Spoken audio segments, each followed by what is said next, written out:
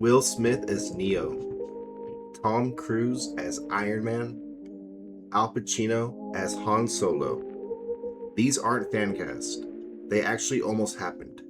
And if just a few of these casting choices had actually gone differently, some of the biggest movies ever made might not exist the way you know them today.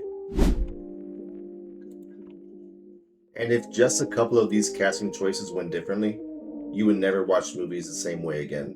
Will Smith was offered to play Neo in The Matrix when sci-fi was still a risky gamble. The studio pushed him toward Wild Wild West instead because it felt safer and more predictable. He later stated that he fully didn't understand the pitch. The bullet time idea seemed kind of confusing during the time. If he took it, Neo becomes louder, more energetic, more comedic, and the slow, silent style of The Matrix might never exist. He didn't pass on a role, he passed on a shift in how action movies feel. But as big as The Matrix was, it still wasn't the moment that saved a collapsing superhero universe. Tom Cruise was considered for Tony Stark when Marvel was almost broke. At the time, Marvel was selling film rights just to stay alive. Come on. I'm scared of you. Iron Man was a $140 million gamble. If it failed, Marvel was done. Tom Cruise wanted more control of how the suit looked and how often his face would be shown on camera. That's normal for a star. Instead, Marvel chose Robert Downey Jr., and that created the MCU. And that didn't just change one movie, it created an entire universe.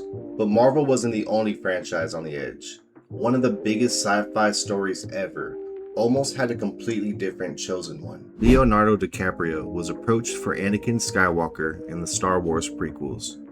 He passed because he didn't feel ready for a franchise that big yet. And that's a real fear for actors, getting locked into something too early.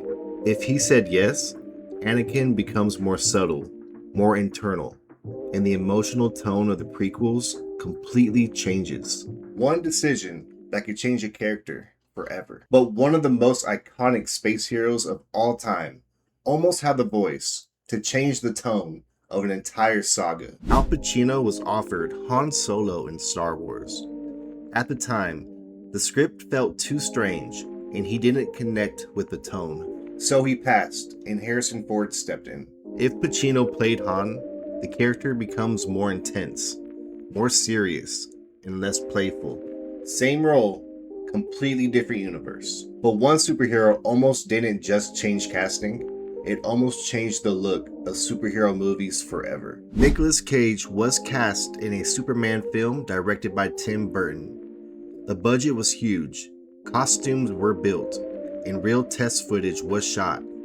The vision was very different, more emotional, more surreal, less traditional hero storytelling.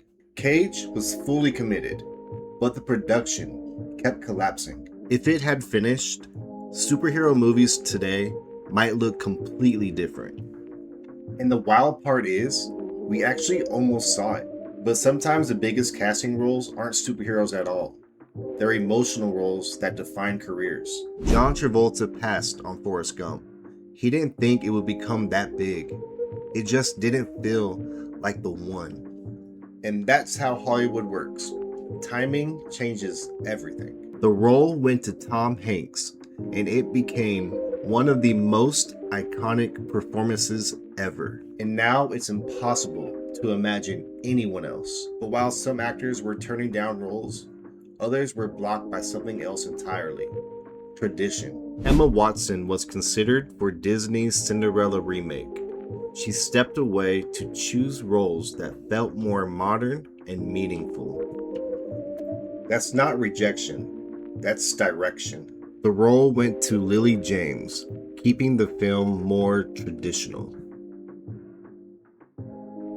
Even small casting changes completely shift a movie's identity. But even one of the most beloved fantasy worlds almost had a different kind of magic at its center.